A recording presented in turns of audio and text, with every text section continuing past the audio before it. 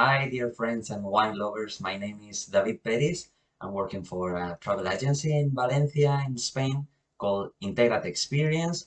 We organize different kind of cultural tours, different kind of foodie and wine tours. But today we are doing this first video of, I hope, several videos later, talking about Spanish wines. So Spanish wine is one of the best known wines in the world, and I would like you to show you the main difference when we are talking about Spanish wine, the different wine regions that we have, and also talking about the history and the tradition that we have.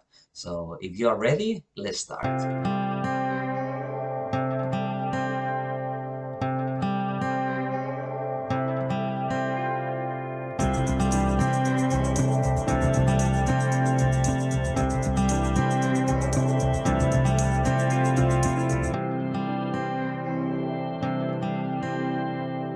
So to talk about Spanish wines, we need to do an effort and to start talking a little bit about the history. Because Spain, the Iberian Peninsula, is located at the western part of the Mediterranean, and this sea was the cradle of many, many civilizations. One of those civilizations, they were the Phoenicians. They arrived here looking for the purple color that they extract from a mollusk. And they found a tribe, the Tartessos, that they took all the know-how of the winemaking process. So they brought the first vines. So it was a kind of revolution here. After the Phoenicians, other civilizations from the Mediterranean arrived here to the Iberian Peninsula. The Greeks, the Carthaginians, and then the Romans. All of them, they drank wine and they used the area of the peninsula to grow their vines. So for example, a very curious way of drinking wine was the Roman. The Romans, they were fermenting the grapes with different spices and also roses.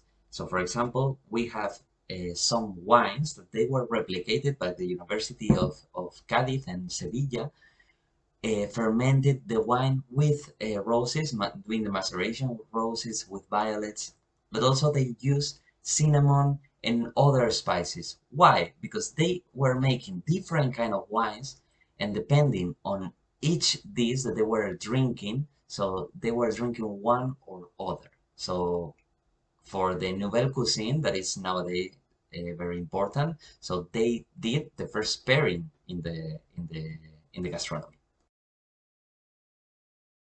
At the very end of the Roman Empire, one of the most important things that they did for the wine to gain importance was to embrace the Christian religion. Why? Because the wine that we have here, the red wine, was representing the blood of Christ. I have to tell you that, of course, before other divinities related with the wine in the Roman Empire, in the Roman religion. So, for example, we have Bacchus, in the Greek Dionysius. But it's true that for the Christianity, the wine was very, very important, and also for the Romans, because after the Romans, another civilization arrived here to the Iberian Peninsula. They were the Visigoths. They were Christians, so the wine for them was also very, very important.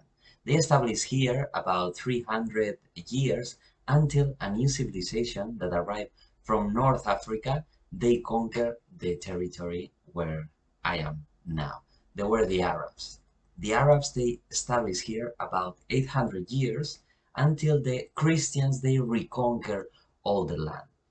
But don't think that when the Arabs arrived here, they stopped growing vines, because apart from that, the alcohol was not considered good by the Quran, but they could still eating the grapes from the vines. So they kept growing the grapes until the Christians arrived here.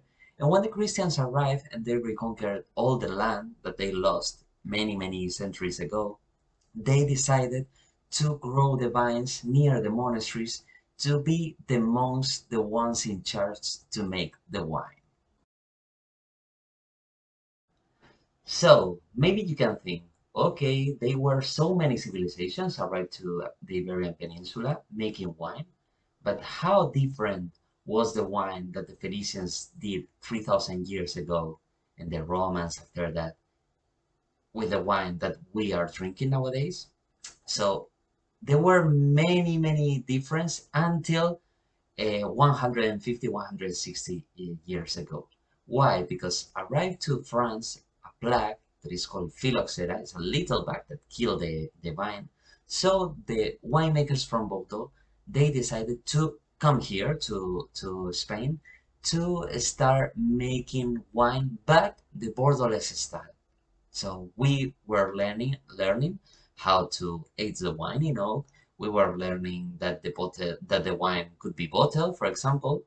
Okay, and the French winemakers, they started opening here also different wineries. So we learned a lot about this. So there was a kind of revolution, and also I have to tell you that was at the same time of the first industrial revolution. So also the wine created train tracks in Rioja areas, for example, to connect the Rioja wine region with Bilbao ports and then to export. So there was a revolution economically, but also with know-how.